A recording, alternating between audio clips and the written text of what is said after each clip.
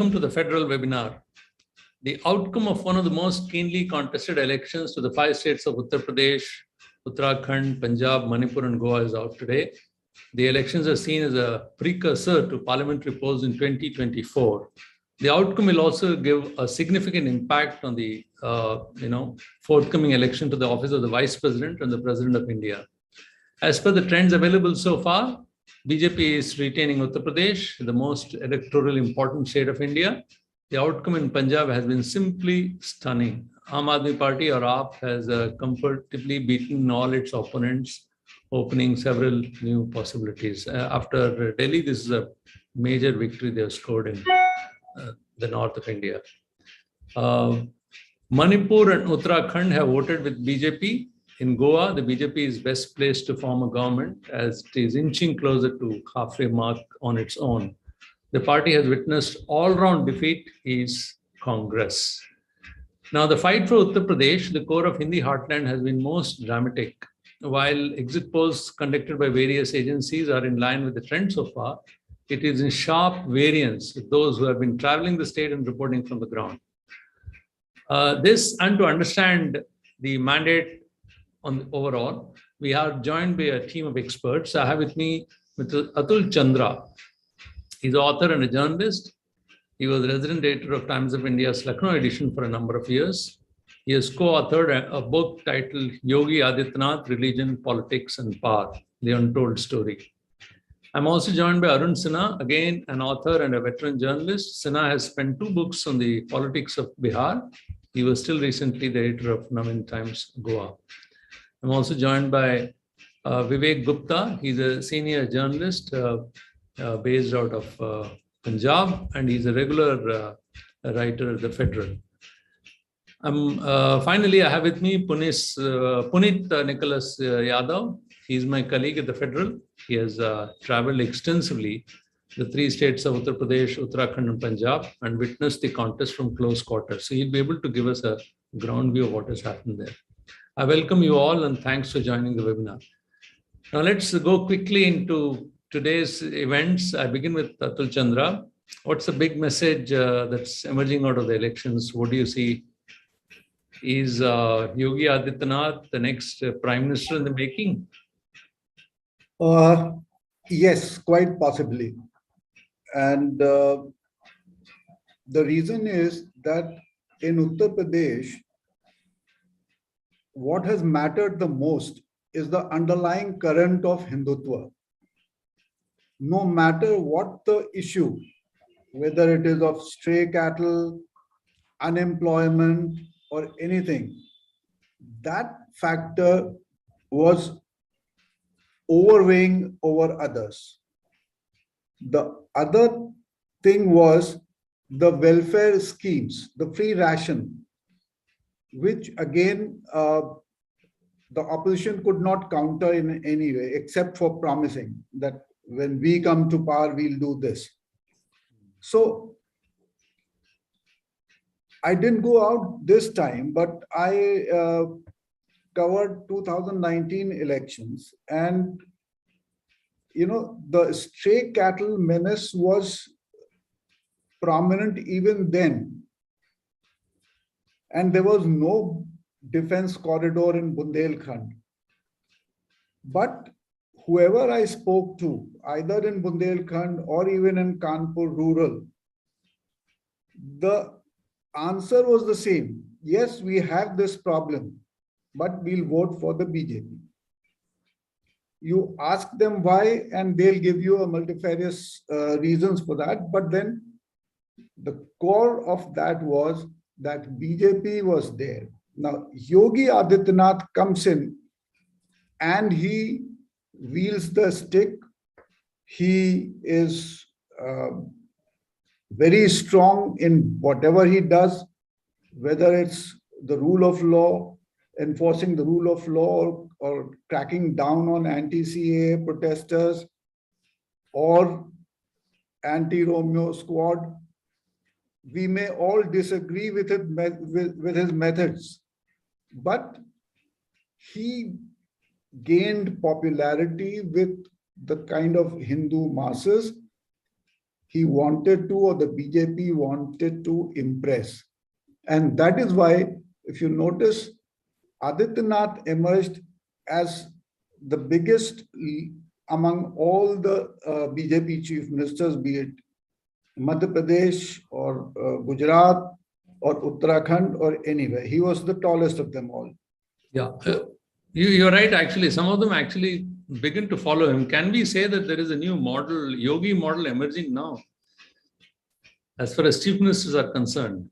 Oh, yes. You see that whatever he has done has been copied by Madhya Pradesh, Karnataka, Haryana, Gujarat, whether it was the anti-cow slaughter law, whether it was anti-Romeo law or anything.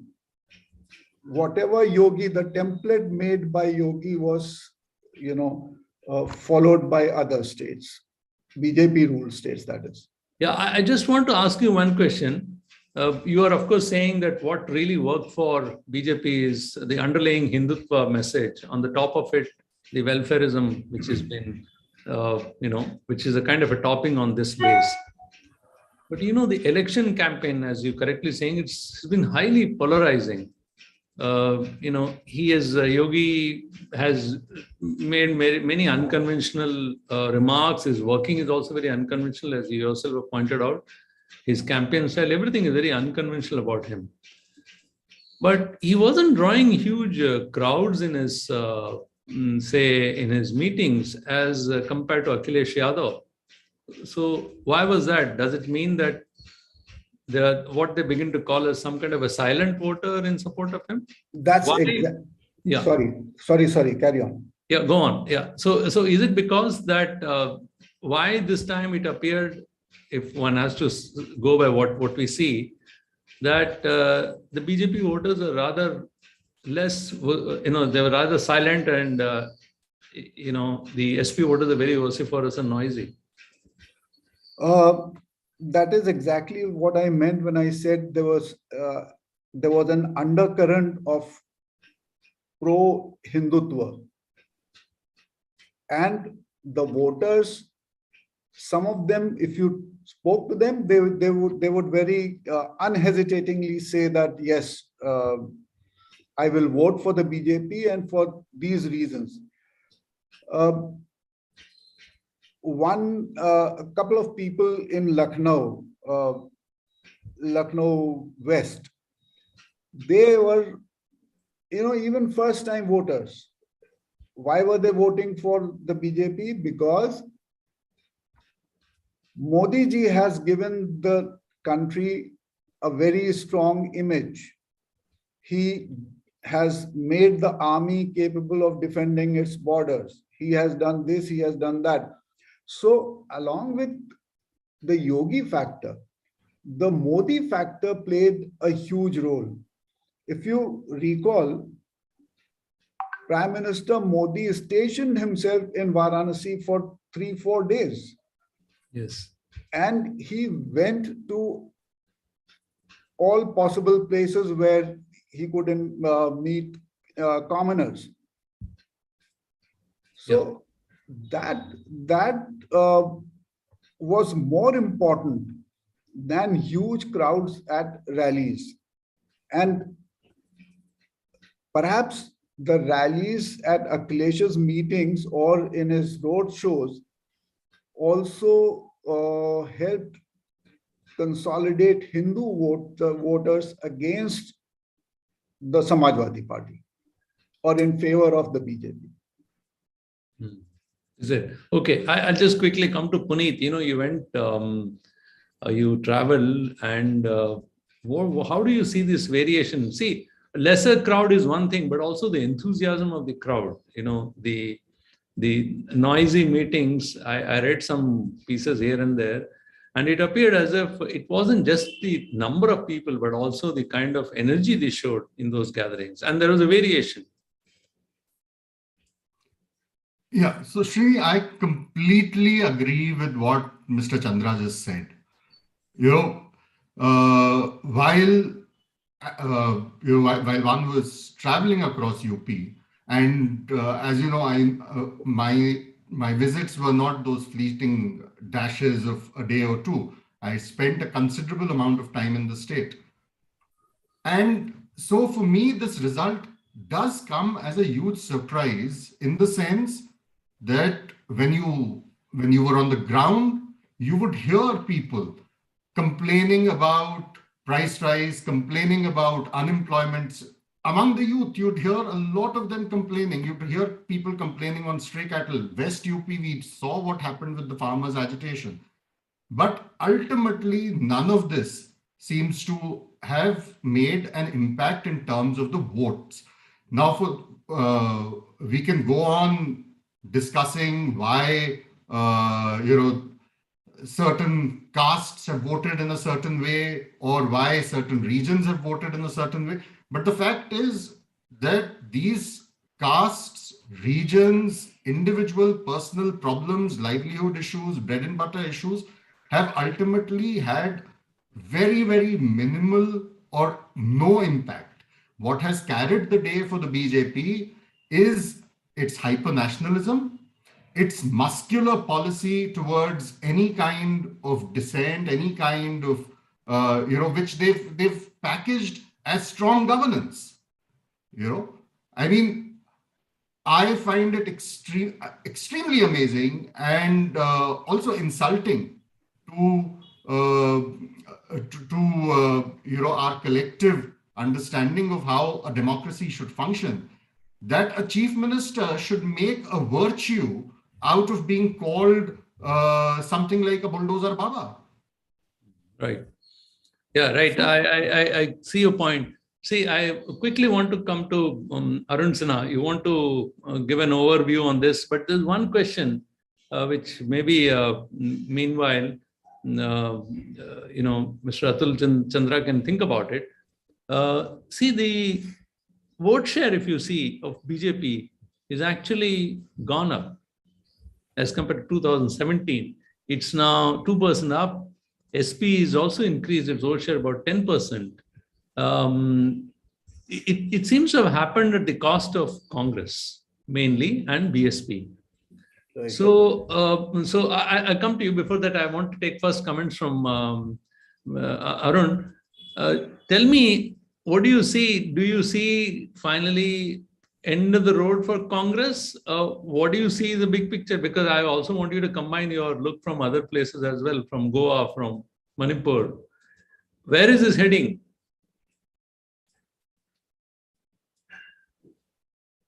I think you're muted. Please unmute him. Yeah. Yeah. Yeah, is it?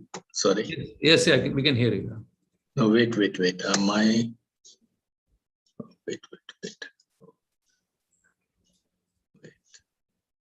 Where did I go? Oh my God, I switched. No, we can hear you. It's fine. Go ahead. Yeah, but I can't see anything. No, but we can see you. It's fine. Okay. Go ahead. Okay. Now, Goa, the results, going by the results, it is different from other states, particularly UP. We heard both Mr. Chandra and Mr. Yadav. There was no Hindutva factor here. There was no pro any political party wave here also, not even for BJP, though it has become the single largest and almost going to form the government. But I won't say that it was like government vote for incumbency. What is different here? First, I would discuss Goa. And what has happened is, the BJP here is almost 50% other party, has members, MLAs from other parties.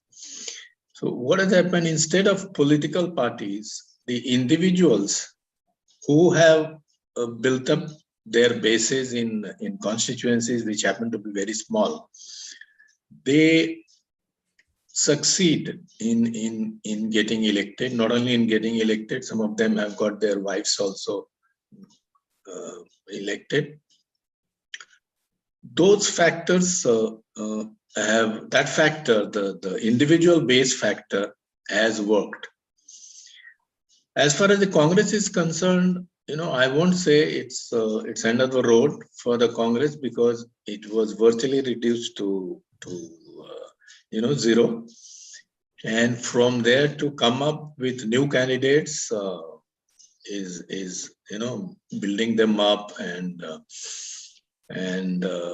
getting so many seats is almost in some of the constituency, it has come as a surprise actually, because the candidates were very young and new. So it's not end of the road, but be it as it may, yes. If you were to look at the vote share in Goa, Yes. it's actually BJP has managed to retain its vote share, and Congress has gone down by 5%. Yes. So obviously, if you look at the way they were 5 years ago, when virtually they were the single largest party, but then more than a dozen MLAs switched over, they left with nothing, and they have built from there. So perhaps they have got to, they've managed to get their act together, but it wasn't enough. No, it wasn't enough. On the other hand, BJP seemed to be heading for a very comfortable majority. Yes, of course. With independent support of independents, it's going to form the government. And you never know what will happen to these Congress MLAs also, because in later times it happened 2 years after 2017. So 10 of the MLAs went over. So you never know what will happen. No, that way, yes. The percentage-wise, Congress is less. But what I'm saying is, almost rising from the ashes, it looked like Congress is finished. So from that point of view, getting that much popular support, that much popular vote to have so many MLAs elected, and you can see the people's reaction to the defectors also, the 12 defectors from Congress in BJP, their fate. Some of them have won, some of them have lost.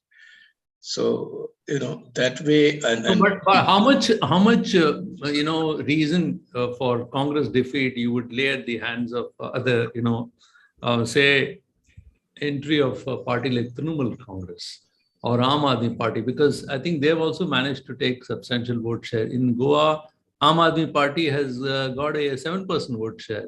Trinamool Congress got a 5% vote share, which was zero earlier. So in a way, they seem to have taken away the Congress votes as well, because BJP had nothing. Yes. Compared to Congress. No, that's true. That's true. They have taken away. So one can conclusively say that these two parties actually are responsible for dividing the non-BJP vote. In some constituencies, yes, but not in all constituencies. Yes, in a way, if you spread it out, we can't say it that way, but then in some constituencies, it looks like they divided the votes, and going by the margin, the Congress lost because of them. That's true. But the other point is that the TMC itself, which came with a big bang and wanted to extend itself India-wide, starting from Goa, that also unfortunately didn't happen. So that is also something like from all India perspective, that is also something we have to see. The flattening of the point that Mamata Banerjee wanted to use against the Congress. As much it has given TMC as much to think as the Congress, the Goa election results. Right. Now, I want to come back to Atul, the question which I asked earlier. They have not just BJP in Uttar Pradesh has done remarkably well in the sense that they not only maintained a high vote percentage of 40, they've increased it. and this 42%. What happens, all that which we know, we saw so much of distress over COVID, unemployment, price rise, like you yourself mentioned, the cattle menace. What about the, agriculture, even the constancy in which farmers, suffered some kind of a humiliation when they were agitating? What about those issues? None of them have had any impact. In fact, the vote percentage has gone up. So are you saying Hindutva, the base of that only further strengthened? You're mute again. Please unmute. Yeah. Sorry. I'm quite sure of that because if you look at it, the nationalism which is being peddled by the BJP and the cultural part of India's history, which is being propagated by the BJP, there is a wide audience for that. And along with that, if you have a muscular image of a chief minister and that of the prime minister being very strong, no other factor works. Now, what happened in the Jat belt of Western UP? The Hindu-Muslim or the Jat-Muslim divide may not have been as exacerbated as it was in 2013, but it was there nevertheless. And RLD has done well in that area. I think they were leading on 9 seats. Yeah. But overall, if you look at it, the kind of reaction one expected from Jat farmers over the 3 contentious farm laws, or even at the killing of 8 people by a minister's son, nothing worked, no anger. It was just plain and simple Hindutva and a fan following of Modi and Yogi Adityanath. So you had nothing working in these areas, and which is surprising because UP was one of the badly hit states with corona. The pictures of bodies floating in the Ganga, I think they're fresh in my mind, but people completely forgot about it. Right. I think, Puneet, you want to say something quickly? Yeah, I just wanted to add to what Mr. Chandra is saying that, one, of course, he mentioned Lakhimpur Kheri, and Kheri, the BJP is leading on that in that seat. That was a seat that even exit polls who had given a clear edge, a clear majority to the BJP, almost all exit polls had predicted that the BJP will lose Kheri. But Kheri, the BJP has been leading. And so the point of this Hindutva consolidation, coupled with this narrative of a double engine government, I think it goes beyond double engine. It's just about 2, as Mr. Chandra said, double muscular leaders. So you have Modi at the center, you have Yogi in the state, both pursuing the same kind of politics, both pursuing the same kind of othering of a particular community. And I mean, it's not just a religious community, but also socially anybody who speaks against the government, So it's a combination of these two.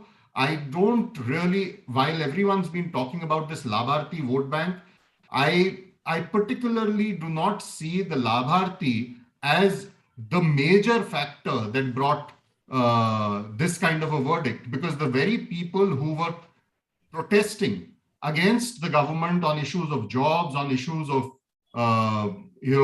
rising prices, stray cattle, are the ones that the Labharti who comprised of the Labharthis too.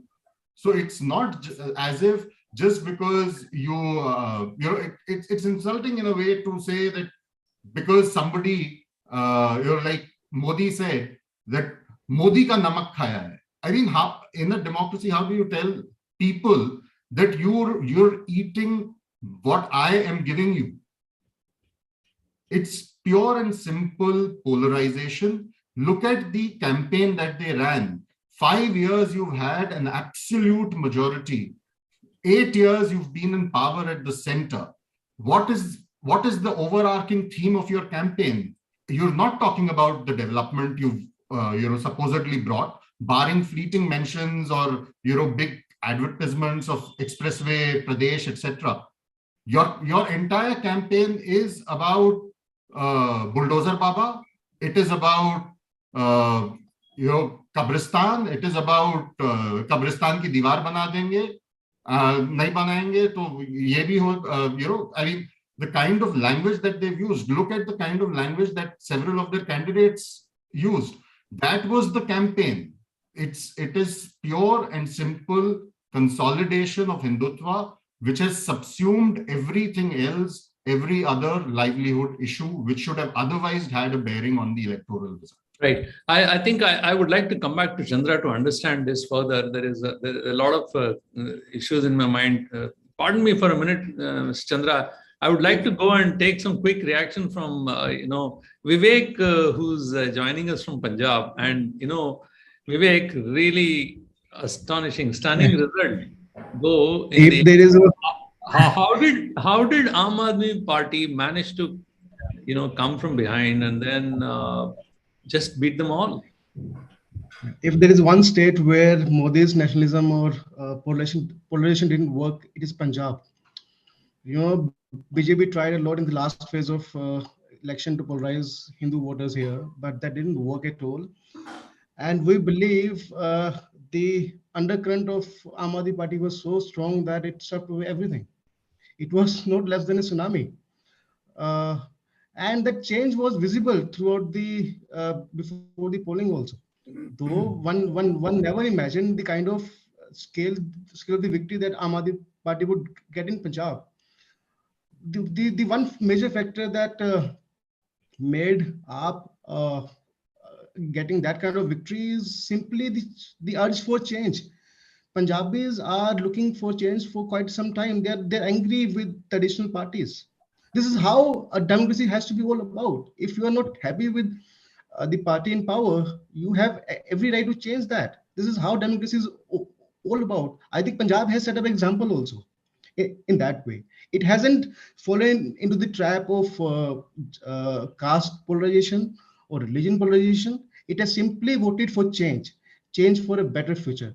Whether Aam Aadmi Party delivers that or not it's to be seen in months to come or years to come. But for a moment, Punjab has delivered a verdict for a better future.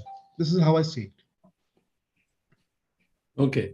But I just want to ask, I think Puneet, you also went there to Punjab. Is it just an outlier event which has happened, or do you see a merit in now Aam Aadmi Party claiming that this is a template now? After Delhi, Punjab, now look, we are replacing Congress Party, no less. See, there are various ways to look at this. One, of course, is, as Vivek was saying, this is a verdict for change. And it's not just a verdict for change of government, but it's a verdict for changing the kind of politics that Punjab has seen since, since 1966, when it was carved into when Haryana was carved out of it.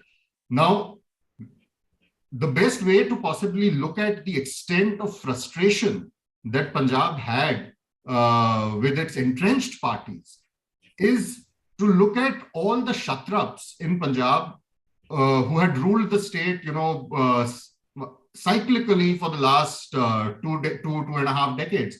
Prakash Singh Badal has lost. Sukhbir Badal has lost. Captain Amrinder Singh has lost.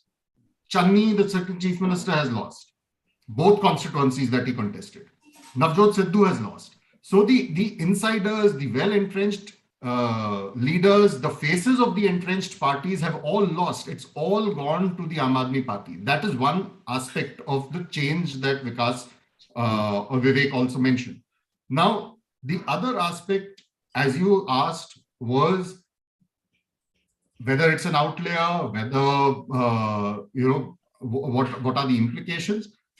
I think the big threat here, although the Congress has performed better than the Akalis, but I think the bigger threat in the longer run would be for the Congress in Punjab, not just for the Akalis, because we've seen from the example of Delhi and other states like even Gujarat in the municipal elections, the Aam Aadmi Party, wherever it goes and, at a big scale like in Delhi or at a small scale like in Gujarat, it eats into the Congress's vote. It gobbles it up completely. So the challenge, and unfortunately for the Congress party, I mean, this was an election in the Punjab election was for the Congress to lose. They had everything going. They've basically snatched defeat out of the jaws of victory. Till about 6 months ago, the Aam Aadmi Party was completely splintered. They had, out of the 20 MLAs who had won in 2017, a majority of them had quit the party. As recently as 6 months ago, there were people still quitting the party. And, they did not have the kind of NRI backing that they had in 2017. They did not have a proper narrative. And then the Congress made a complete mess of itself. And, projecting Bhagwant Mann as the CM, I think was one big advantage that played, one big move that played to the advantage of the Aam Aadmi Party. Now, from here on, I would say that the challenge for the AAP actually begins now. Winning Punjab, I think, was less of a challenge. The real challenge for them begins now, because in Punjab, they will not have the excuses that they've had in Delhi. It's a full-fledged state. You do not have to take the permission of the LG every now and then whenever you want to, make any policy changes. You don't have that excuse. Stubble burning, which is a big issue in Delhi, for which Delhi would constantly blame Punjab. Now, I mean, it's the Aam Aadmi Party's problem. Who do you blame? And it's not something for which you'll find a solution overnight. So for the Aam Aadmi Party, I think the real challenges begin now. Winning Punjab was the smaller of the challenge. I absolutely agree with you. There are a lot of other challenges also. The Kejri model of governance will be put to true test, because it's a full-fledged state and it's a border state. It's a very sensitive state and pretty different. We'll come back to Vivek for more understanding more of that. Mr. Chandra, one quick question. If you look at Samajwadi Party, they haven't done badly either. They might not have done good enough to win the election, but they have at least tripled their seat, increased the vote share by over 10%. And they were also faced with the same adversary as powerful as BJP. How did they manage that? If you look at the positive side of what was the reason for this, that they haven't done so badly either? See, there was a lot of apprehension in the minds of Muslim voters. Then there was anger among certain castes. So Akhilesh Yadav tried to stitch up a coalition with SBSP, RLD, and the breakaway faction of Apna Dal, in the hope that they will contribute towards kitty. Maybe SBSP and RLD, they are leading in 9 and 5 or 7 seats. But the thing is that were they able to transfer their votes to Samajwadi Party in rest of the places? That has probably not happened. But overall, Samajwadi Party has gained because of that. Now, we'll have to wait to see what is the final outcome of the seats won by RLD and SBSP and Apna Dal K. So, the euphoria which we saw at Akhilesh's rallies and, public meetings, it suggested that people wanted change. maybe the group of people or the percentage of people wanting change was small vis-a-vis those who wanted to stay put with Hindutva and bulldozer, everything. So that is why it didn't work in terms of seats. Now, 12% or 10% increase in votes and tripling of seats from 44 to 120, 125, they're probably not even that. They'll come down to 113 or 110, Samajwadi Party. Some of the seats will be going to Rashtriya Lok Dal because it is not doing too badly. Okay. What was expected did not happen because the farmers, they probably developed a soft corner for Modi and BJP. And in Lakhimpur, as Mr. Yadav said, the Brahmin factor worked more than the anger of the people who were killed or who were upset with the minister. So overall, it was about backing the BJP no matter what. Some people say that even Muslim women voted for the BJP because of the triple talaq issue. How many of them would have voted for it? We don't know. But in places like Lucknow, you have the Shia community, which traditionally votes for the BJP.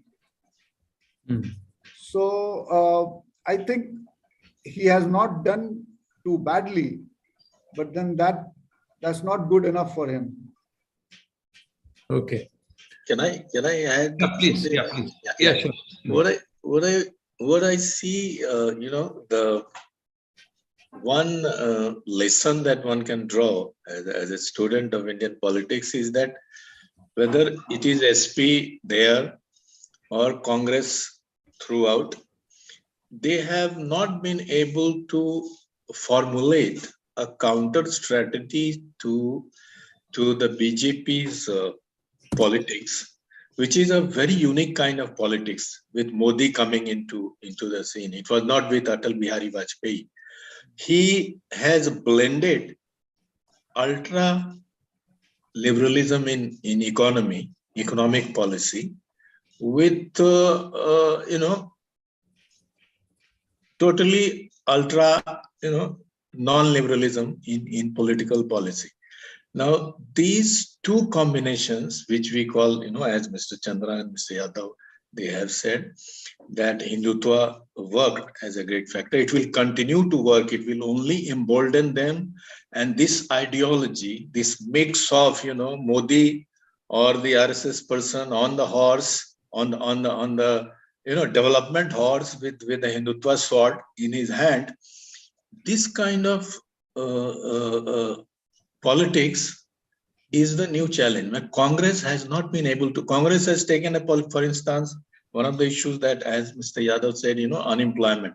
Now there were also issues in UP like anti-privatization issues. They were saying that public sector jobs are going, public sector is being privatized. Where will we get the jobs? All these reservations will turn meaningless. Now, this being in Congress has taken a position that we'll protect this. We will not privatize as much as BJP is doing. But this moderate kind of liberalism in both economic policy and political policy, they have not been able to sell it properly. And if they are not able to sell it properly, this whole country will go to the same forces that we are seeing, strengthen in this election. That's what I wanted to say. The lack of formulation of this strategy. They go for local things, like Congress going for this and that. Right. I would like to come back to Atul Chandra. One quick question to you, one last question perhaps, in case you're welcome to stay, but in case you have some other engagement.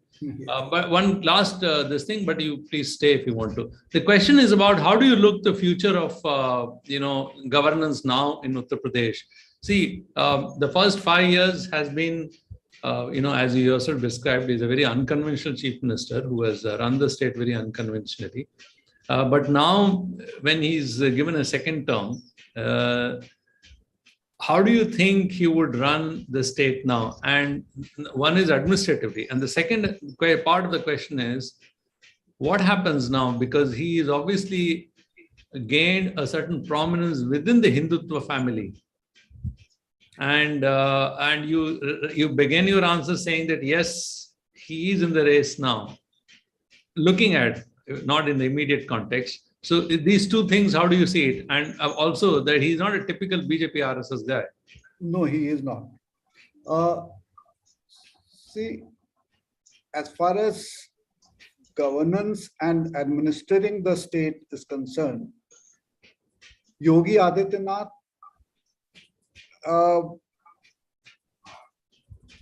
failed, in terms of Niti Ayog's parameters, in some of its parameters. It was placed last but one in 3 or 4 categories. On economic front, the state could not deliver. Of course, we can say that COVID derailed his plans, whatever.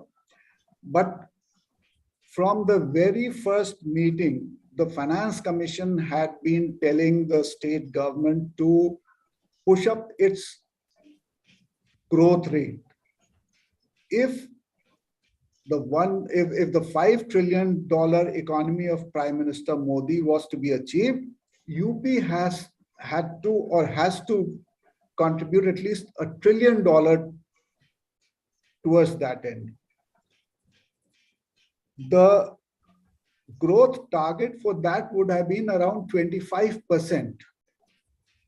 That is nowhere near that if you look at it. Right. Nothing has happened on the investment front. So, double engine ki sarkar actually failed if you look at it. And Right. Yogi Adityanath's attitude has contributed to quite an extent to that, in the sense that probably Mr. A.K. Sharma was sent by Mr. Modi to guide all these things, guide Yogi in achieving all these things, but he vehemently opposed his inclusion. So he will have to make a few compromises, or maybe tone down his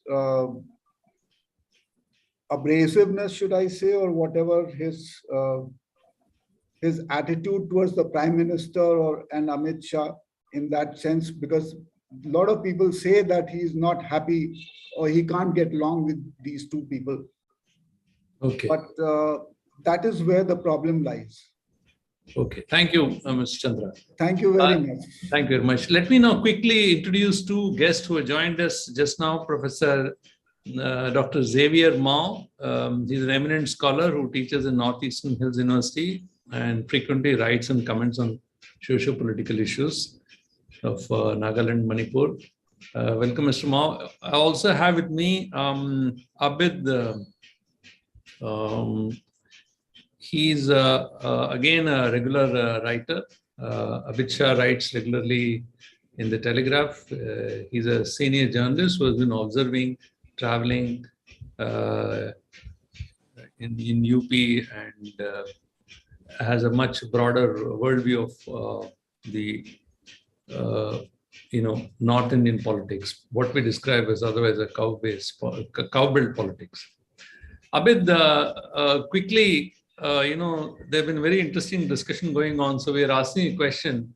What was the reason that BJP not only did well, it did even better than what it did in the previous election in 2017? That was the first question. And second, what was the reason for both for Samajwadi's parties bettering its tally, but not good enough to win the election?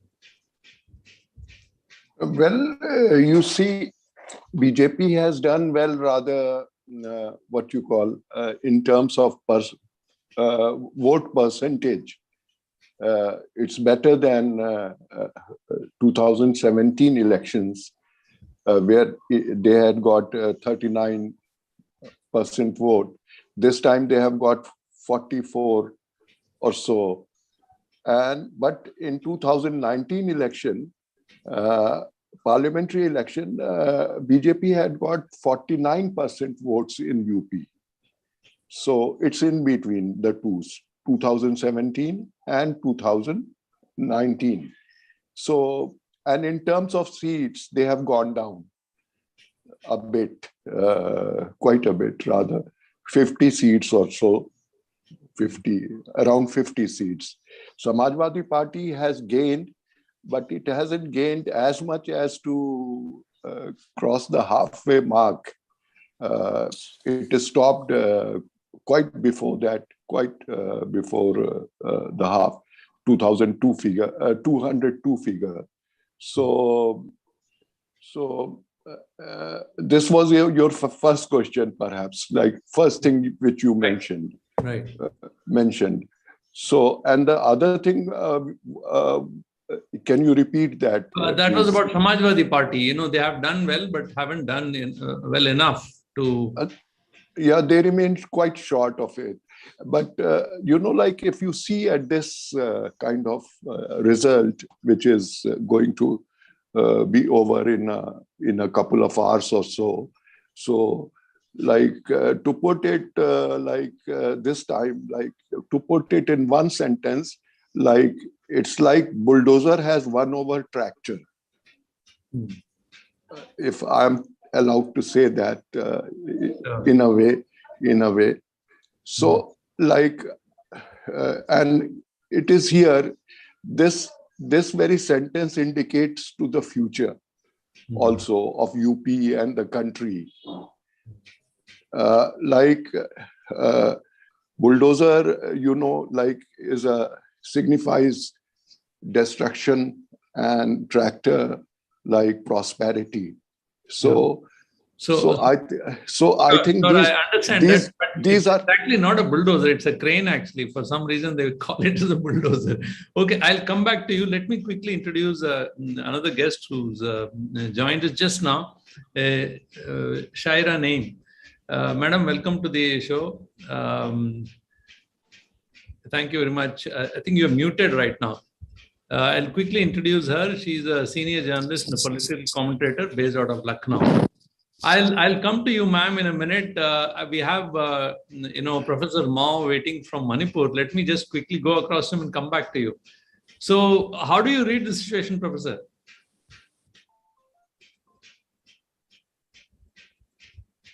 You're muted, dear.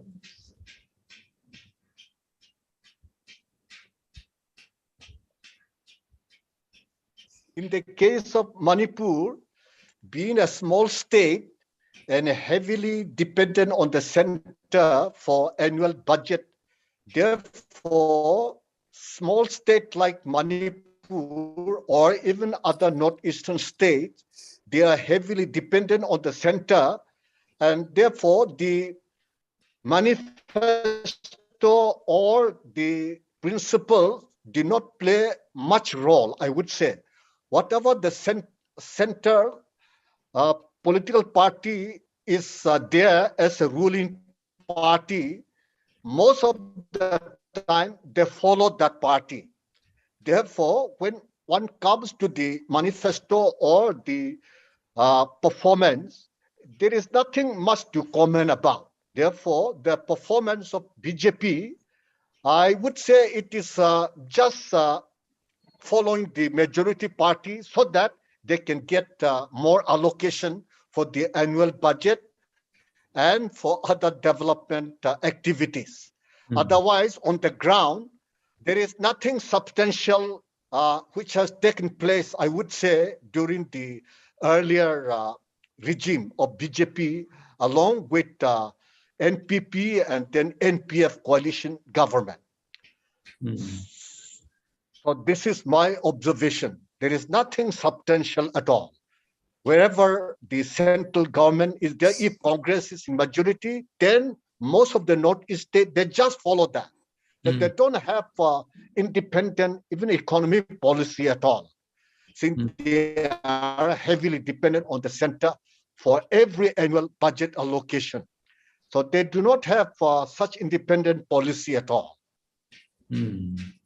So it's basically, more out of, it's prudent that they are on the same side as the center, instead of a kind of a double engine here also. Whatever goes in the center should be there in the state as well for its efficient running.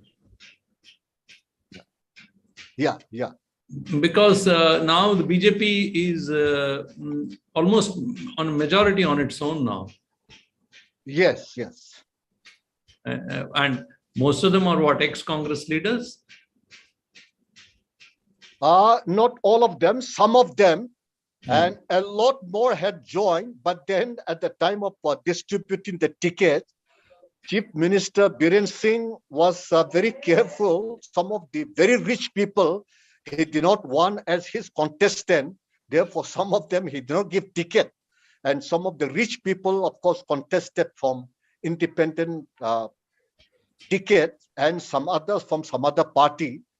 So all of them cannot be accommodated. So that is the trend in Manipur, unfortunately.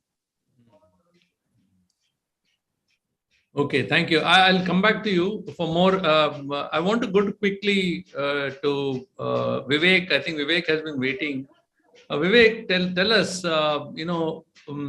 obviously, Puneet said that, it's easy perhaps for our Aam Aadmi Party to win on the promise that, ek mauka de do, give us a chance. So people are giving them a chance. But what next? What are the issues you see in, say, forming the cabinet or running the government, facing, though they got majority? There may be challenges. There are many challenges. Yeah, there are many challenges. Punjab is almost on the verge of bankruptcy. There is a huge debt on Punjab, almost 5 lakh crore. And the governance has been a major issue in Punjab for last many years.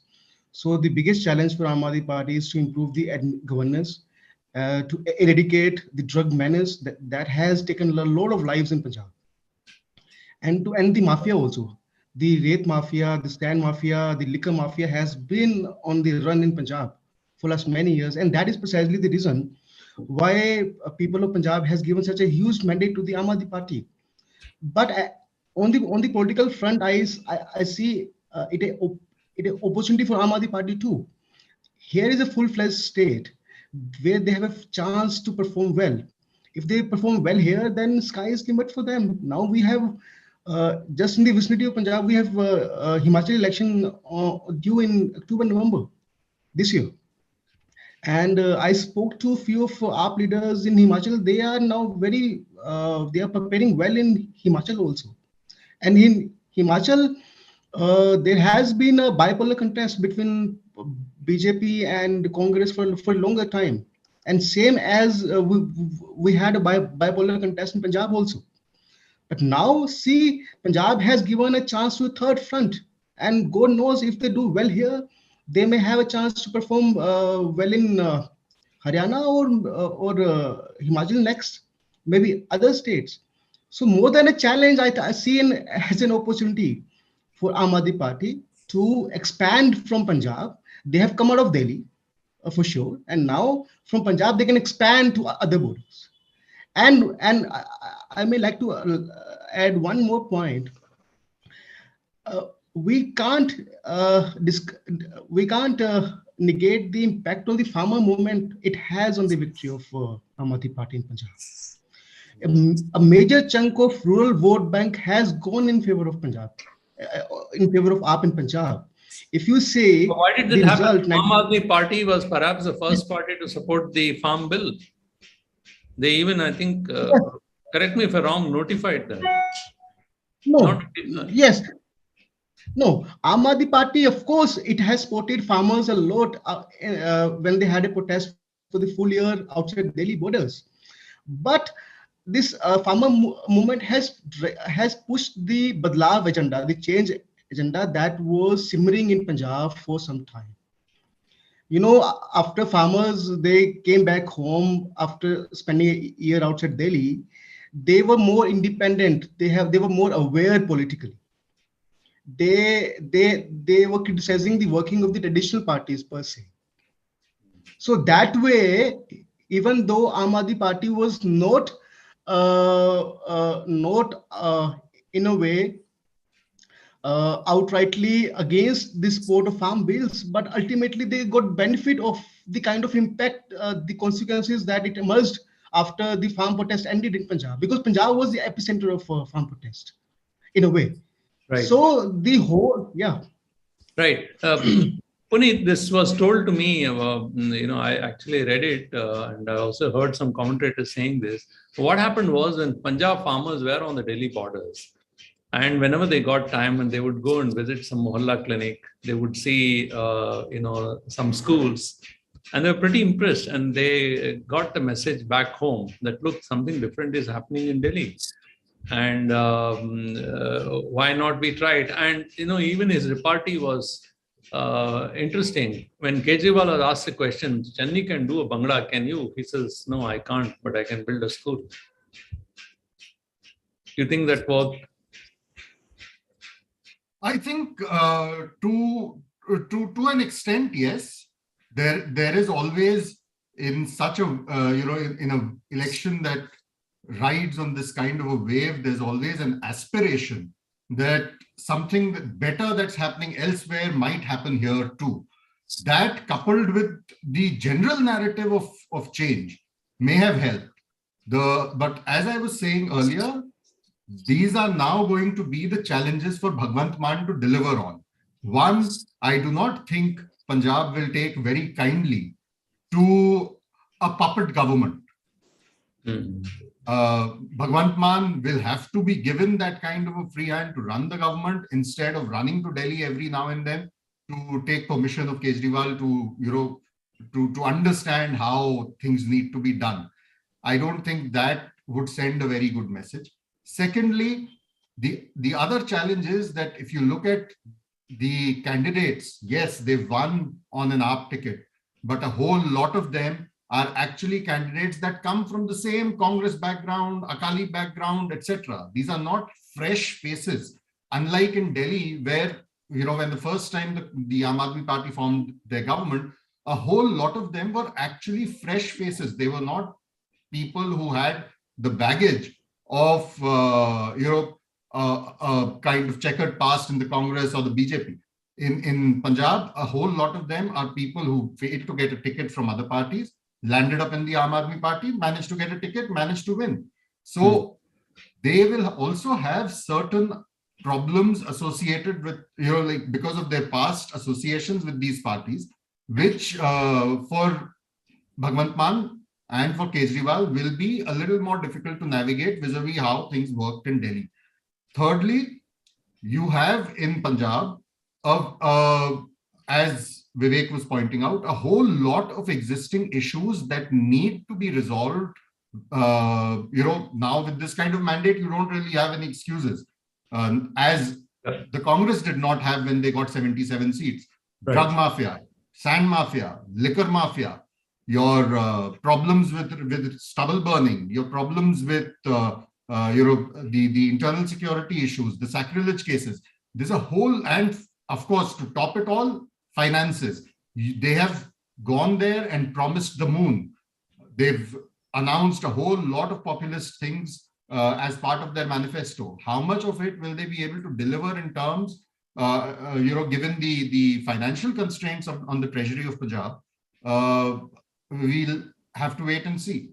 So, as I said earlier, yes, it's a huge victory. It's an unprecedented victory since 1966. No party has got this kind of a mandate in Punjab that the Aam Aadmi Party has got. Right. But the challenges begin now. I think the opportunity that Vivek is talking about, lies beyond Punjab for Aam Aadmi Party. Right. So while within Punjab, the future is riding on a lot of ifs and buts, this gives the Aam Aadmi Party a very strong base to now go and explore its politics in Gujarat, its politics in Himachal. There are parts of Himachal that border Punjab where this might have a direct impact. So yes, it gives them that kind of an opportunity for its expansionist agenda. And let's not forget, it also, in a sense, in a way, brings the Aam Aadmi Party at par with the Congress, because both the parties now, a 136-year-old party and a 15-year-old party, both now have only 2 chief ministers left in the country. 2 states, yeah. two Right. states each. Right. Now, quickly, Shaira, if ma'am, Yes. you could give me your perspective on how do you see this result? Well, the results are still coming in. We still have trends mostly, but we can get a fair picture of what we can expect. And it's more or less on the lines of the exit poll, which 2 days ago, we did not believe it. We took it with a huge pinch of salt. But as the results come in, we see that it's more or less on the lines of the exit polls. And so it's still too early to see what worked and what did not work. But one can safely say that a lot of presumptions which we had at the beginning, while we were covering the campaign, clearly was not electoral factor in this election. For I think the line got cut. So I have another guest with me, Ajay Thakur. Hello, welcome. He's a political commentator and advisor, Goa Congress Manifesto Panel. So how is it in Goa? Why the Congress, it appeared as if they would do extremely well. In fact, this morning, the anticipation was so much that the observers had sent a delegation to governor even before the results start arriving. But BJP has got absolute majority. Seems inching towards, yeah. It still trends, but I think you're muted.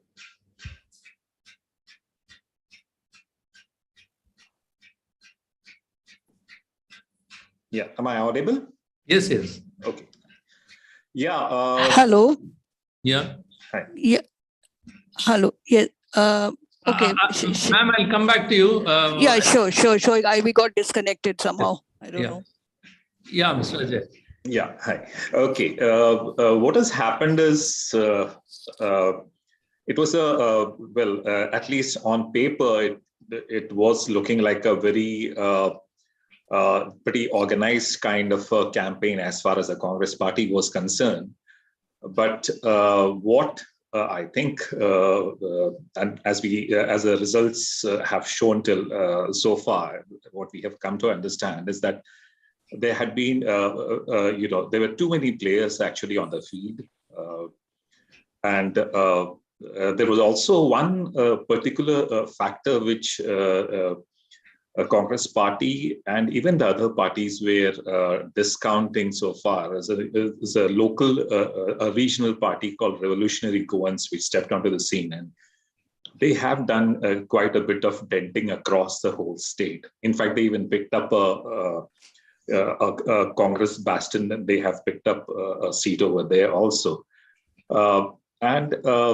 The Congress, for a change, unlike last time, they had made a lot of preparations. There were many affidavits signed and many loyalty pledges in the public done and stuff like that had happened. But BJP played its cards pretty smart this time. And it banked heavily a lot on the splitting of votes across the whole state. And I guess that's how the whole result panned out. Yeah, that's an important point. I'll come back to Shaira. Ma'am, go ahead. Yeah.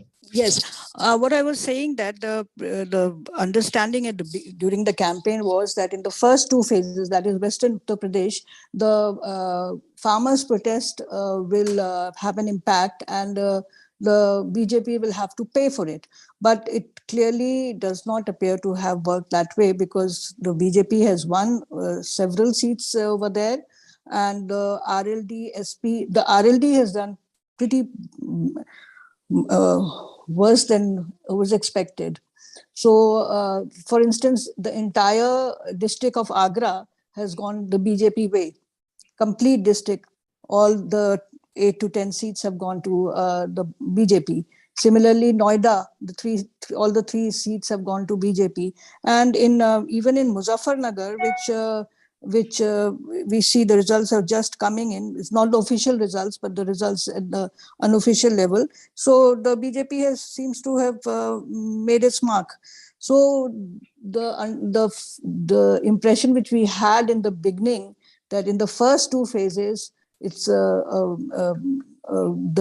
combined, the RLD SP combined is in a much better position, has not proved to be true. On the other hand, the feeling was that as we move eastwards, the BJP will do better. But on the contrary, the SP has done much better in the eastern part of the country. And even the worst, the seats are yet to come in, all of them. But for instance, in Rampur has been an exception. Rampur, both father and son have retained their seats. And the Azam Khan and Azam Khan's son, they all, in spite of being behind bars and the whole propaganda of his being a mafia, and even the other mafia which the Yogi government has projected, Mukhtar Ansari, his son is also now leading. But what I want to comment is the election day has been very, very difficult for us because, right now I see that at two places where the BJP is losing, they have stopped counting. Keshav Prasad Maurya, who's kind of trailing, and now there are just 2 rounds left, and he's trailing by around 4,000 votes. They have stopped counting. And similarly, the MLA, the sitting MLA from Gauriganj, which is part of Amethi, has complained that for the last 2 hours, under the pressure of the MP, counting has been stopped in Gauriganj, which is part of Amethi constituency, where Smriti Irani is the sitting MLA, because for obvious reasons, so he's tagged that to the Election Commission and to various other people, the police, and so this while covering also, when the opposition candidate was trailing, the news was very difficult to access.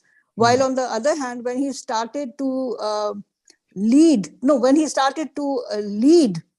the news was suppressed. When he was trailing, I'll give you the example of Nahid Hassan in Kairana, which I would take as a classic case, because Amit Shah personally went there and he started his campaign, and he went from door to door distributing pamphlets like an ordinary BJP worker. There, Nahid Hassan has just won by 22,000 votes.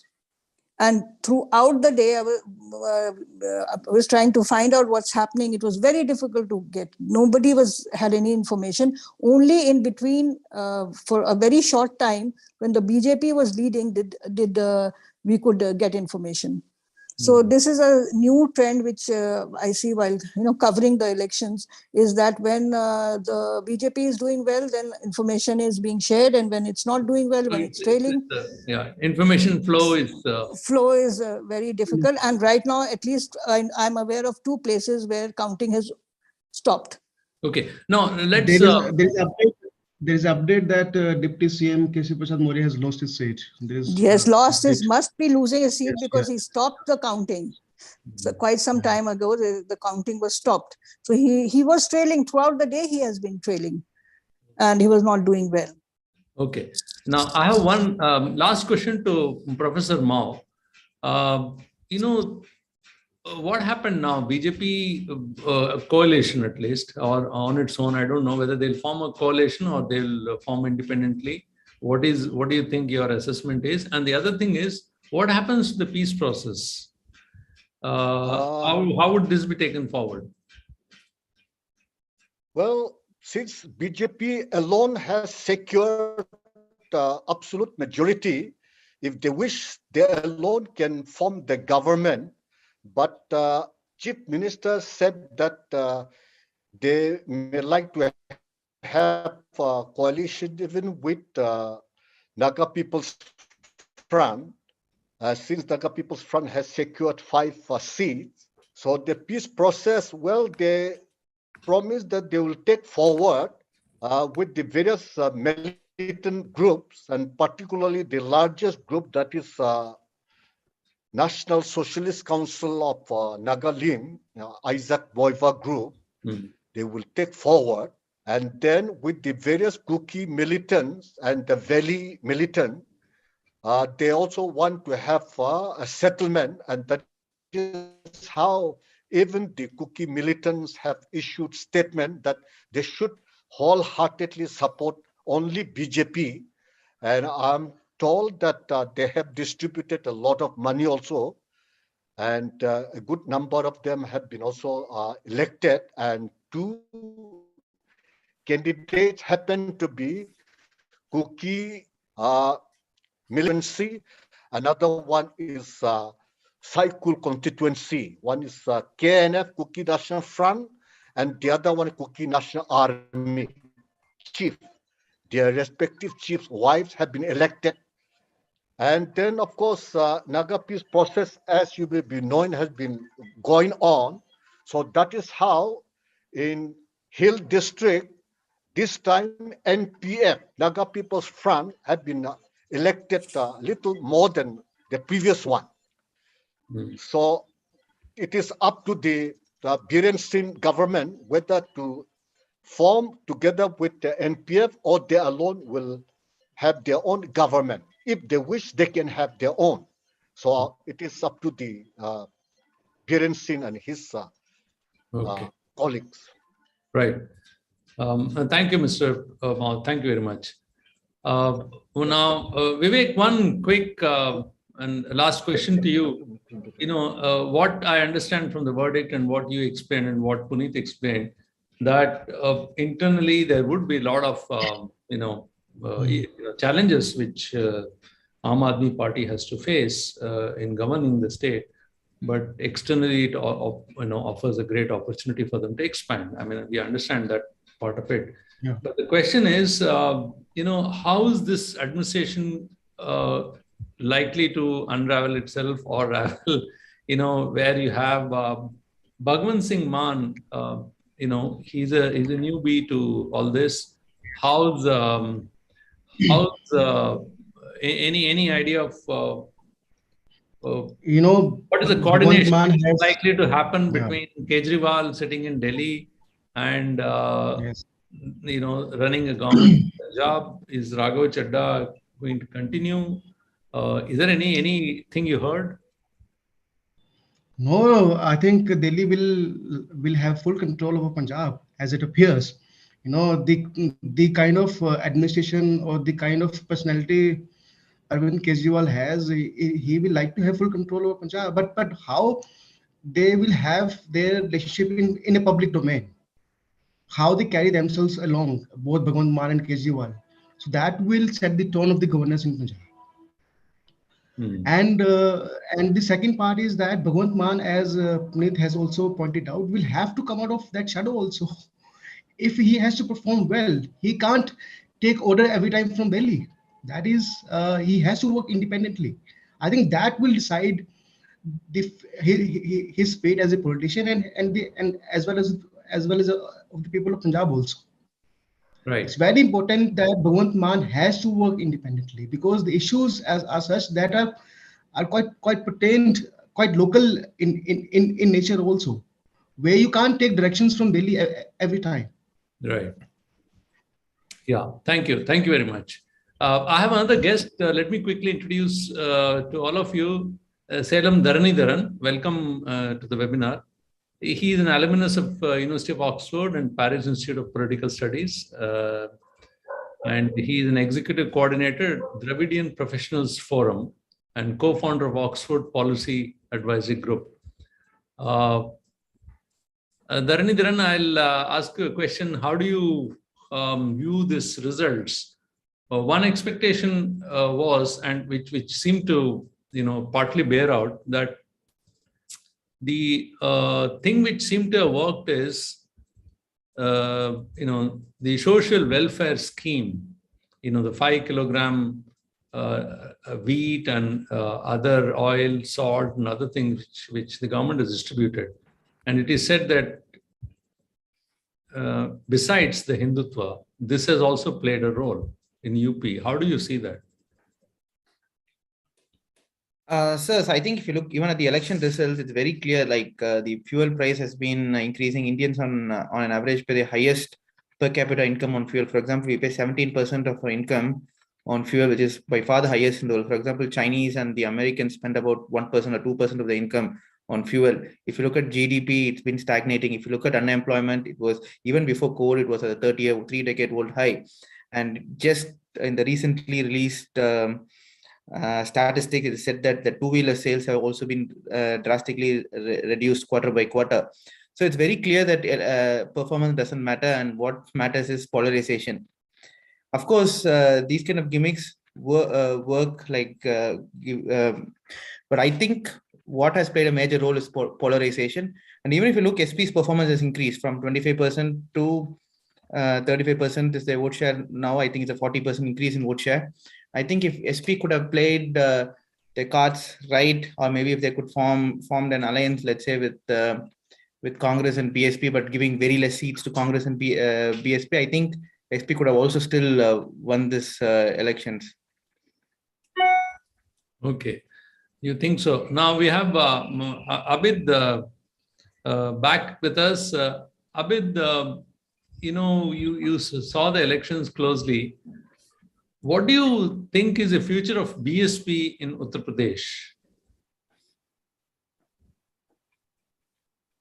Well, they are leading in one seat only, and this is a very intriguing part of the election, and its vote has been transferred. I'm told that about 20% loss of votes since last time. So they are on a very weak footing now. So let's hope that Mayawati does something to revive the party, or the party has been, in fact, totally decimated in a way for reasons best known to her. So let's hope that she does something. Actually, BJP has won perhaps because of her votes. Yeah, it's about 10% votes. Yes. 10%. So 10% is quite a bit. Like if they, perhaps 19% they had got in the last assembly elections. Yeah, 22%. Right now it is, as I got the figures, this is till 2 o'clock. 13% is what they retain now. So they lost. Yeah, 9%, 9 to 10% they lost. Yeah, that's kind of lost their support. Yeah. So virtually, it has been reduced to the half, nearly half, or a little more than half. Yeah. So if you can weigh in, Shaira, why it's like he used the word intriguing. BSP did not come out with a major campaigning theme or anything. They're very low key. In fact, one was intrigued. Why did this happen? You're muted. Please unmute it. Can you hear me? Yes, yes. Yeah. In the last election, 2017, both SP and BSP had virtually got the same vote share with the different number of seats. BSP, I think, had got 18 and SP had got around 40 plus. But this time, but by 2022, or when the elections were announced, most of the BSP party had either shifted to BJP or SP, because Mayawati had thrown out all her MLAs for various indiscipline and whatever she. So we see that most of her MLAs have shifted, the senior ones. Even the party state president, who was the Ramachal Rajbar, has won from the SP ticket right now. And Lalji Verma, who was the second person in terms of seniority, is also today winning MLA from SP. So we see that the party had virtually shifted. There was nobody. So this time she got a whole new set of people as her candidates, and she did not. This thing, the assessment is correct that the vote has shifted to BJP, not openly, but there must be some kind of. She didn't campaign. She didn't campaign at all. So. Right. I think we lost her again. Dharnidharan, I have a question for you. With BJP coming back, we still don't know. The trends are still indicating that BJP will come back to power in Uttar Pradesh. We don't know the results yet, but most probably they would be forming the government there as the trends go. Now, what happens to, an attempt was being made that there should be a certain opposition unity. The index of opposition unity, if you were to compare with 2017, it has gone lower. How do you see the situation for parties, regional parties, say, for instance, DMK? Do they have to, kind of recalibrate their political, relationship with the center? So I think there is no question of recalibrating. What kind of relationship they should have now with BJP at the center now, DMK government in Chennai? So I think these things shouldn't matter. I think for example, I think these results do not say what is going to happen in 2024. If you look 2019 elections, just before 2018 December, BJP lost 3 major states: Madhya Pradesh, Rajasthan, even Karnataka. They couldn't form government, and even Chhattisgarh. But if you look, what happened in 2019, Congress couldn't win single MPs in these states. So I think people vote on regional elections on local issues and national elections on national issues. And I think even if you look historically, though Uttar Pradesh and Bihar had movements based on social justice, like DMK, taking Dravidian movement and DMK as an example, they couldn't mobilize the uprised communities like TN was able to. If you look, most researchers, political scientists researching on caste-based mobilizations, they say Tamil Nadu is unique because Tamil Nadu is the only place where we could mobilize a majority of the people under the common theme of upliftment. This kind of mobilization didn't happen, right? And that is the reason why we see polarization happening in name of religion in Uttar Pradesh. If you look Tamil Nadu, it's more about social justice.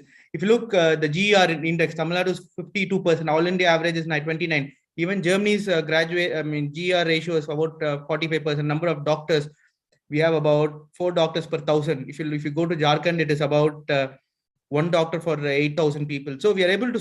The model is able to show that we are best in India, and I think because of that, people believe in the model. And if you're coming to 2024, I think now is the need for the stronger need for an opposition unity, because we have shown to take this right-wing movement. What is necessary is social justice, the social justice model of the DMK. So all the opposition parties should unite under the common theme of social justice. And this, I think, in my personal opinion, not the organization I represent, should involve Congress. But I think Congress should be one of the players, but not maybe will not be allowed to have the same dominant role it had in the past. But I think even there, if you look, there's this very famous crowd psychologist called Gustave Le Bon. In his book, he talks about how mass mobilizations have taken place across the world. I think his book was written in 1890s. Mussolini, Hitler apparently read this book, and that led to them creating this movement. Even he says, whenever take on these kind of right-wing mass mobilizations, what could work is to mobilize people based on one common theme, that is their betterment. And that could be nothing better than social justice. See, if you look, if common people are being happy in the country, no, the unemployment is worst. The GDP is really poor. Fuel prices drastically high. Right now, at least, because of the war, I think it's $200 per barrel. But if you go back to 2019, we're still paying one of the highest taxes on fuel. So I think there is no reason why there is quickly, I kind of agree with you. But the question which I want to really ask you is, Akhilesh had the best opportunity to do this. The social equity platform, he had the right mix with him. The state has right amount of, other backwards other than the dominant Yadavs. He could combine them. He could get minority votes along with them. He could even mobilize other community groups like farmers and other social groups, besides social groups. he could, there is this, the people are now also used to getting free ration, other things, social welfareism in the form of, direct delivery, which BJP has started earlier, even other parties did, which you have done very well in Tamil Nadu. They had that example there, which they could have said that, they could have said instead of these things ending in March, we could continue. I think they did say that. I'm saying all the possibilities for Samajwadi Party, all the possibilities to bring it together. But do you think the overarching theme of Hindutva was so strong that they couldn't do that fully? So I think there are two reasons for this. I think, as I said in my previous explanation, Uttar Pradesh never had the kind of mobilization which you had in Tamil Nadu, that is mobilizing all the OBCs or the downtrodden caste. It was always caste-based polarization. In fact, to give it to Akhilesh Yadav, this time he did a fantastic job. He tried to reach out to different communities and caste groups which were not with Samajwadi Party earlier. I think he did succeed. That's why I think there's a 40% increase in vote share when other parties have reduced. See, in UP it's always a polarized place. And I think I would say for Akhilesh Yadav, this is a good start. And I think this start will also put the place of BSP and Congress very clear in Uttar Pradesh. So I think it is going to be a bipolar contest 2024 in Uttar Pradesh between Samajwadi Party and BJP, and we'll have coalitions like we have in Tamil Nadu. It's going to be a clear two-party. I think in that kind of system with national issues, I think it's game open in Uttar Pradesh. It can't be taken for granted. I think even the vote share is not huge if you look between SP and BJP in this election. Okay. Well, Abid, do you agree with Dharnidharan's observation that the normal, the narration which is in Delhi is among the political journalists, at least those who cover north of India, that, the road to Delhi passes through Uttar Pradesh. But he seemed to be suggesting that, therefore the importance of UP. But then he's suggesting that what happens in the assembly elections, the outcome could be entirely different in parliamentary elections. So that the two shouldn't be mixed.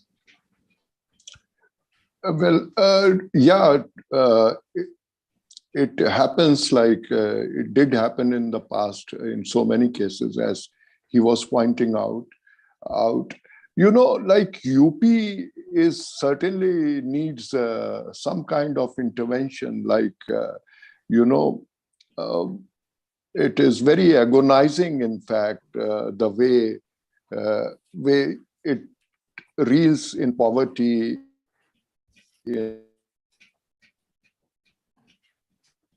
This thing. Other states, Western states, are much more developed, and the roots of the difference are in social aspects. So, like, some change is warranted. There is some, and for example, if basically today BJP is an all India party, but it's also a Gujarati party, much more Gujarati than before. So, like, if it can succeed in UP, so other models which are elsewhere, like South, can also be tried over there also. This is what I can think of at the moment. Thanks. Yeah, quickly, I want to go to Ajay. Ajay, I have a question for you. You see, the Trinamool and Aam Aadmi Party, they've been in the state. Aam Aadmi Party has been there for a while now, nearly 4 years. Now, Trinamool has entered the fray, and they said that obviously it is very apparent that they have taken away the votes of perhaps the Congress votes they have taken away, which you also described. But now, after this incident, is there any possibility of them coming together? Because the earlier thing was whose leadership? Congress said that we'll be leading and you have to follow, and that's the argument. But none of them are, seem to be in a position to lead each other. So what do you think might happen there?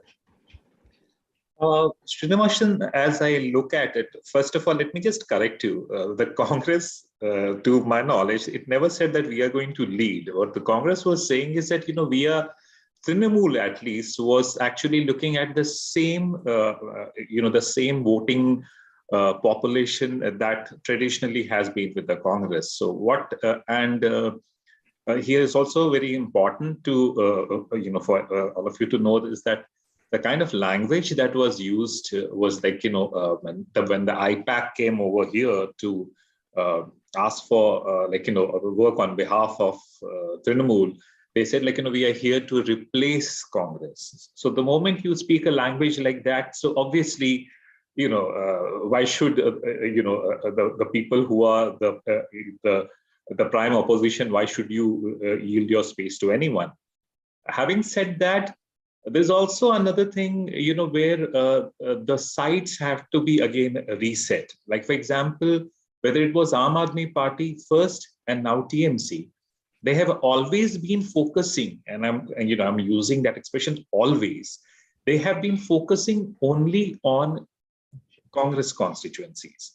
They never try to get into the BJP constituencies, which are essentially, okay, again, even the BJP pushed upon the traditional MGP or the Maharashtra-Wadi Gomantak Party, and that.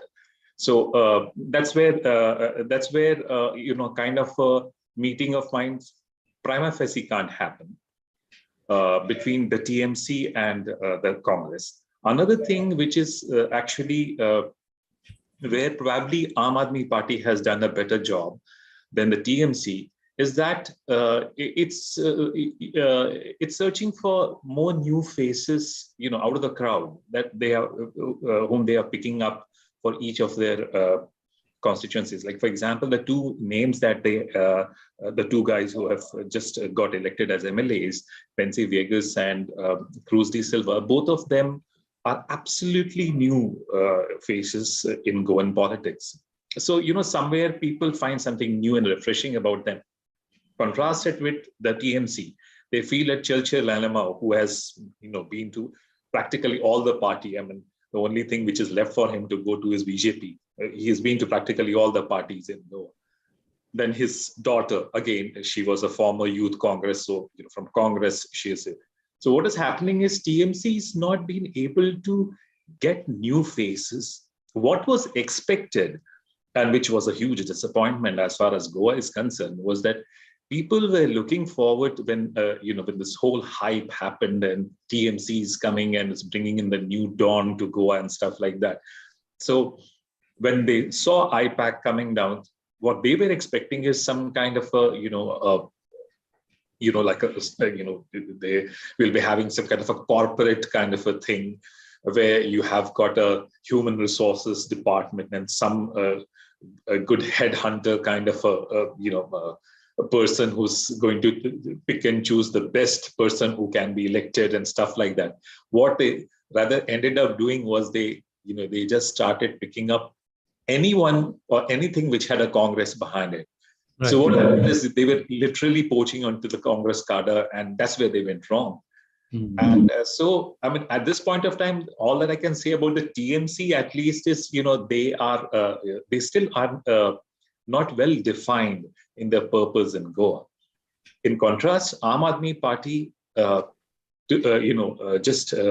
would say 48 hours before the counting began, the Aam Aadmi Party extended its, olive branch to the Congress, and vice versa. Even the Congress reciprocated, and they even said, like, if you are falling short of a couple of seats, we could join a hand. So even that happened.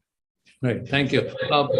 Puneet, quickly, I think we haven't touched Uttarakhand at all. If you can quickly tell us what happened. Is it why Rawat couldn't make it? Is it because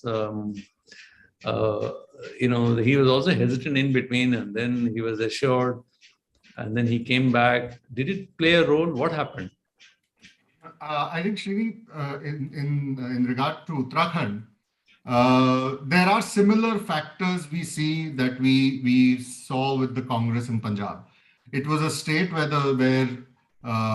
at least in theory, the Congress was on a very strong footing to begin with, because there was immense resentment against the state government. I'm not saying the BJP at the center, but against the state government. There were major issues with regard to development, major promises that were made which were not delivered. Healthcare had become a huge issue, particularly in the period after COVID. When I was traveling in Uttarakhand, there were people I met in Uttarkashi and other higher reaches of the state who very clearly said that, forget what happened during COVID. Here in our village, we don't have a basic primary hospital. If we need some emergency care, we have to drive 8 hours to go to Dehradun. Same thing happened in areas of Pithoragarh, where people would say that, we need to go to Halwani for treatment. So there were major issues on which people were angry. Then the fact that you had to change 3 chief ministers, have 3 chief ministers in a period of 5 years, or rather within a period of 6 months, between March and September, you changed 3 chief ministers. So there was all that. But then what did the Congress do? You had Harish Rawat, who for a better part of the last couple of years was making a mess out of the party in Punjab. And then he had one foot, firmly in Uttarakhand, wanted to come back and take the reins of the party there. You had Harish Rawat and Pritam Singh, who was the leader, the party president, and then the leader of opposition in the state, fighting openly all through. And these internal problems were happening to an extent that the party had declared Harish Rawat a candidate from the Ramnagar constituency. And within 48 hours, there was because of a revolt by local Congress guys against the presumed chief ministerial face, there was a revolt against him. And he had to then, within 48 hours, be moved from the Ramnagar constituency to Lal Kuan constituency. And when I had come back from Uttarakhand, I had done this piece for the Federal, where I had said that while the Congress may have a kind of a contest, can make a contest out of this, the actual liability is going to be Harish Rawat, and he might even lose his own seat. And he's lost his own seat. He's and he's lost his seat by some 17,000 votes, which in a small state where constituencies are small is a huge margin. It may not be a huge margin for a state like UP, but 16,000 is a massive margin in a state like Uttarakhand. So there were major problems within the Congress, everybody fighting against everyone. Whereas in the BJP, despite having rebels contesting from half a dozen or more seats against the official BJP candidate, at least at the booth level, at the campaign level, you had people working as one unit. And then I think what we've not talked about, both in terms of Uttarakhand and more importantly, UP, is the Muslim factor. Right. In Uttarakhand, there are 20 constituencies where Muslims matter in terms of votes. And that was the issue which the BJP used to polarize. Again, like in UP, in Uttarakhand, you had an unprecedented majority of 57 seats. You had a government that lasted a full 5 years, which in Uttarakhand is a big achievement. And despite that, throughout the campaign, you did not hear the BJP talk about what it has done in the last 5 years. You had everyone from Modi to Amit Shah to the Chief Minister Pushkar Dhami to even Adityanath, who originally hails from Garhwal in Uttarakhand, coming in and talking about issues like Congress will get a Muslim university made, Congress is getting Muslims to move into the hills, and that kind of polarization was happening. So when I was traveling, it was fairly evident that had begun to gain some traction. And Uttarakhand is one state where there are 3 factors that do get some kind of resonance. One is Modi, the other is Adityanath, and the third is the army and this nationalist agenda. So all 3 worked in very good unison. I mean, look at the way they politicized the death of General Bipin Rawat. You had whole processions taken out across the state. You had Bipin Rawat's brother joining the BJP. So there was that messaging that, this is a party, Right. one of Hindus and two of nationalists. Right. You're right. Actually, the communication or the messaging or the narratives being built by BJP seem to be far more powerful than some of the realities on the ground. Whether, like Dharanidharan was also pointing out, whether you take gross enrollment or, even other social indicators, or even if you have to take, for instance, National Crime Records Bureau data, in terms of assault against women, crime against women, or general law and order situation, even their claims on riots, communal riots. There seemed to be a complete variation, but then the narration is just the opposite, that Yogi has managed to curb all this and he has delivered an excellent government. The governance record is excellent. So one last round now, I would like to ask between now and 224. I'm not saying some people are describing a semi-final. I won't say that, but what do you think? I'll go first with Dharanidharan. What do you think now opposition should be doing? Because the Hindutva sloganeering and other, the campaign based on that theme seems to be working, whether it is 2014, 2017, 2019, now you're seeing in 2022. So yes, so as you rightly said, these are not semi-finals, these are just warm-up matches. So 2024 is a real battle, and I think the All India Federation for Social Justice with the Honorable Chief Minister of Tamil Nadu, M.K. Stalin, has started. I think it's a step in the right direction. I think we should start to unite the opposition parties in the theme of social justice. Say what we have done in Tamil Nadu, what has been done in similar states, show what will be done, what is there for the majority, what we are going to do to unite the 98%. That's the thing. But having said that, wherever there has been an alternative, right, to BJP, in fact, not in non-Congress states, the alternatives have managed to win. Like in Punjab, it is not BJP, right? It is AAP. And if you look even Goa, BJP has not even managed to cross the halfway mark. Even UP, it's a reduction. So I wouldn't say there's a BJP wave or people want BJP to come. I think we are just lacking alternatives and the right story. But having said that, I think one thing is very, very important. How much is our democracy and our institutions ready for a transparent election in 2024? Now, there's a perception battle. The perception battle, if the officers, and already you know how ECA has been behaving, we know how ED and CBI have already become the caged parrots of the union government. So if these institutions would not lose much, right, if they would remain even to a certain extent sane, I think we have a game on in 2024 if the story and theme is right. In fact, last week we had a political economist called Sergey Gurev, who was also the chief economist of EBRD bank at DPF. At that time, he said, some of the political scientists, he said he knows, have already started mentioning the research article, India as an not an electoral democracy, but as an electoral autocracy. So I think these are the issues. I think if it will be a fair contest, then I think it's game on. Right. Thank you very much for your comments. I take this as your final comment. Abid, quickly, how do you see this now going up to the next parliamentary election?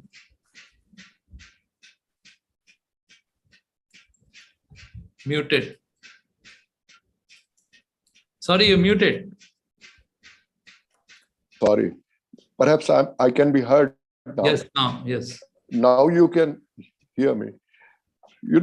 Social justice is a very strong idea, very not just idea, but it's need of hour in the Hindi belt. But Hindi belt's imagination, like social justice, somehow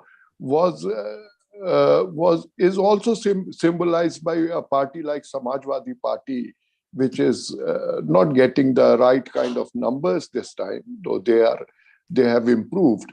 So in the Hindi belt, the main problem is inability of parties or political class to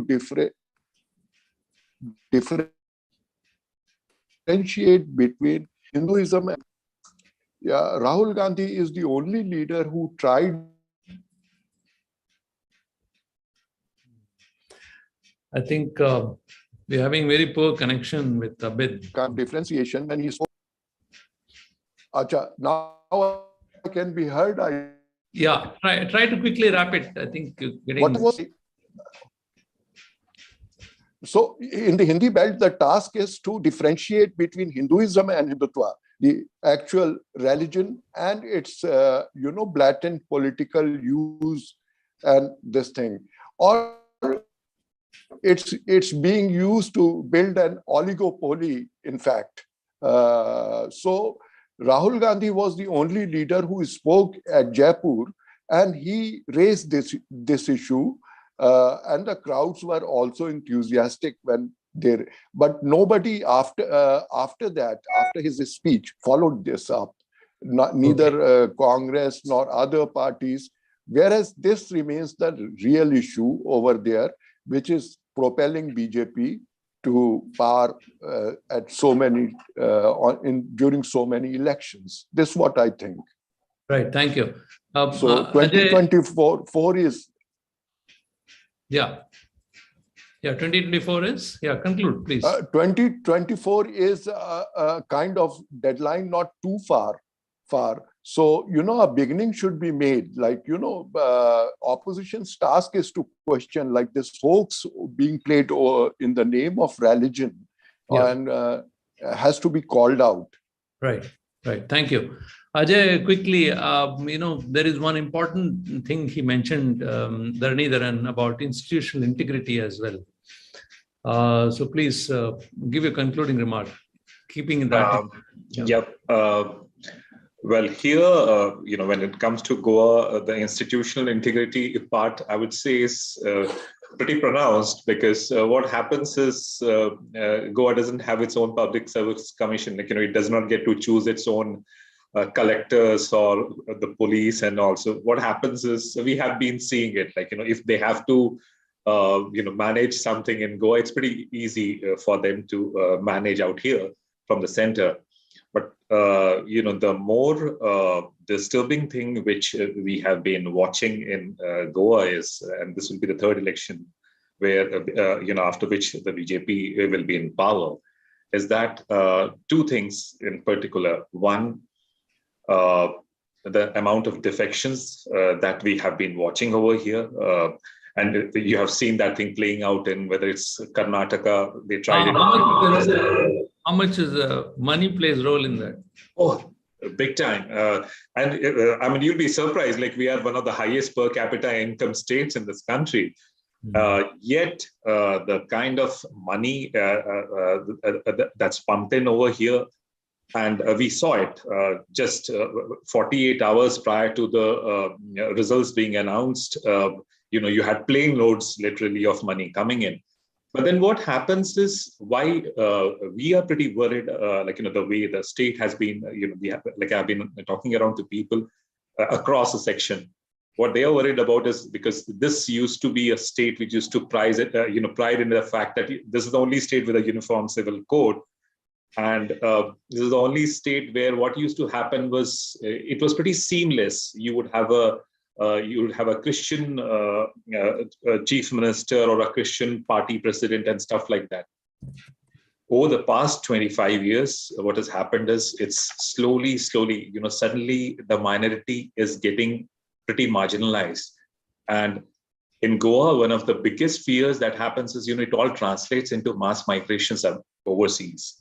So that is something which is happening over, that is something that we fear. And it's been, Goans by certain privilege, they can pick up a Portuguese passport and just migrate from here. So that's another thing which is going to, that's a disturbing trend that we look at, in the run up to 2024 as we see it. Right. Puneet, quickly, how do you see this? What's your final comment? I think for any discussion on 2024, we'll and the opposition space, the challenge to the BJP, I think the first real roadblock that needs to be addressed is the Congress party. You know, I mean, I completely understand that the Congress, Ajay is the favorite whipping, boy or whipping organization for all of us. But the fact is that there are 220 odd seats where it's a direct contest between the Congress and the BJP. Last two general elections, state assembly elections, it is these states where the BJP gets its base from, because the Congress does not get more than 10 to 15% of the seats in the Lok Sabha from these states. I mean, look at the 2019 results. Madhya Pradesh, you got one seat. Rajasthan, you didn't get any. So, I mean, these big states where the Congress simply is not getting its act together.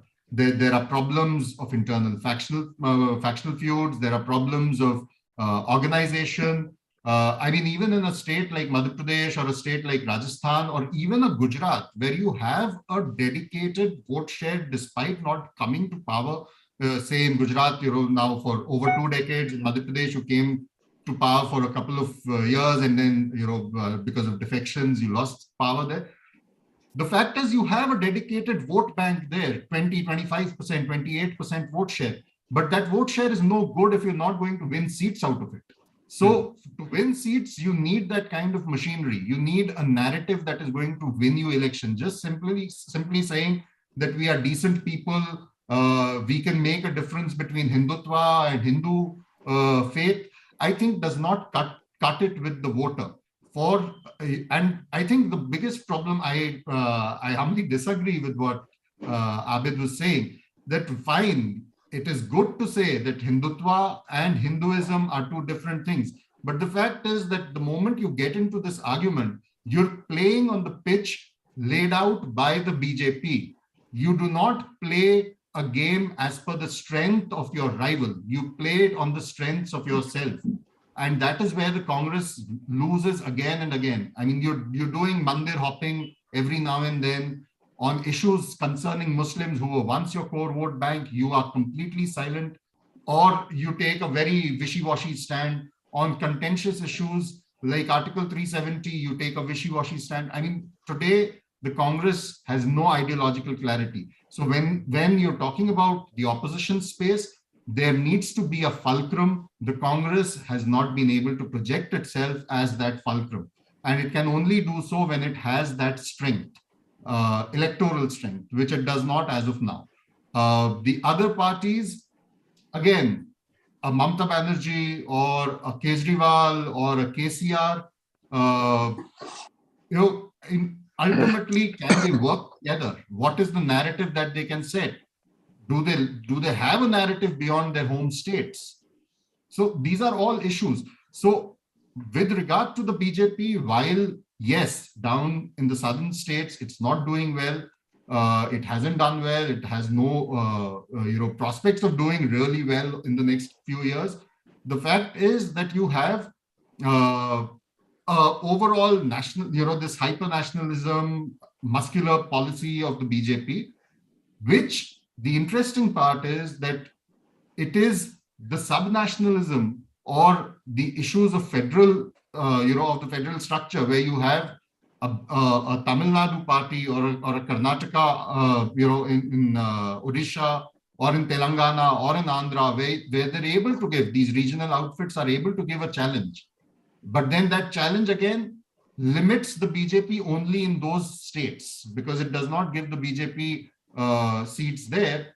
Whereas the Congress, which is more of a national party, gives the BJP seats everywhere else. So, I mean, what are we talking about in terms of 2024? Right. Thank you, Puneet. May I say, what I meant was differentiating between the two at the policy level or at the strategy level, instead of like it in public forum. But it wasn't talked about. The need for this was pointed out at Jaipur by Rahul Gandhi. This. Right. Thank you, Abid. Thank you. We are running out of time. In fact, so well. Yeah. Thanks, Abid. We're really running out of time. Actually, we extended it already twice. See, the thing, what is very clear is that Congress is on a slide in this election. If there is one party which has actually lost the most, is the Congress party. Obviously, as far as 24 is concerned, BJP, if there is an alternate to BJP, it's still not there, visibly not there yet. But the like Dharanidharan pointed out, and also we can see that in the states, we have parties which are holding on their own. But the question is whether this new formulation of Congress party also becoming, have to be a part of the coalition, no longer be a dominant one. How much this is going to play out in the days and how much of index of opposition unity is going to work out is a question to be seen. Because I heard some psephologists saying that if index of opposition unity is there, then obviously the party in power could be put under pressure. Opposition is important for a democracy, and how much IOU improves in the coming days and what happens in the run-up to 2024, we'll all watch and see. Thank you very much for joining this webinar.